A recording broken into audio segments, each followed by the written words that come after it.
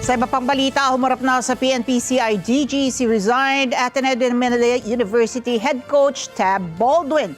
Ngayon pa ba ang sinabi ni Interior Secretary Junvic Remulla na may ilang hindi tugma o magkakasalungat na pahayag mula sa mga manlalaro at coach ng Ateneo basketball team kaugnay ng pagkamatay ng student athletes na sina Rene Baterbonia at Divine Adili. Fix Sumintak para sa detalye.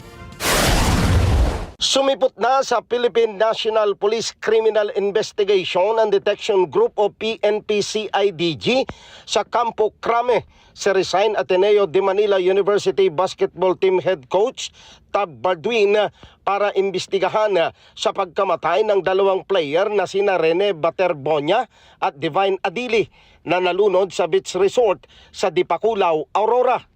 Sinabi ni Department of Interior and Local Government o DILG Secretary Junvic Remulla na patapos ng investigasyon ng PNP-CIDG at sa araw ng Martes sa susunod na linggo ay isusumiti na ang resulta ng investigasyon sa Department of Justice o DOJ para sa kaukulang ebaluasyon at pagsasampa ng kaukulang kaso.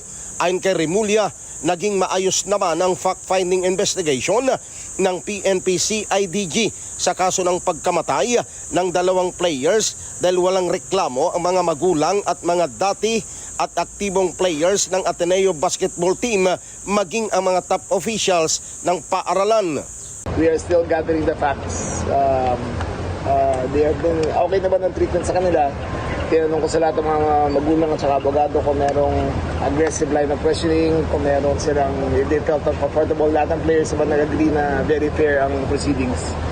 Walang angal yung mga abogado, wala rin angal yung mga parents. Nauna nang inihayag ni PNP-CIDG Director, Police Major General Robert Alexander Morico II na kabuuang 48 na dating player at active player kasamang top management ng Ateneo de Manila University Basketball Team ang ipinatawag para pagpaliwanagin sa kaso ni Baterbonia at Adili.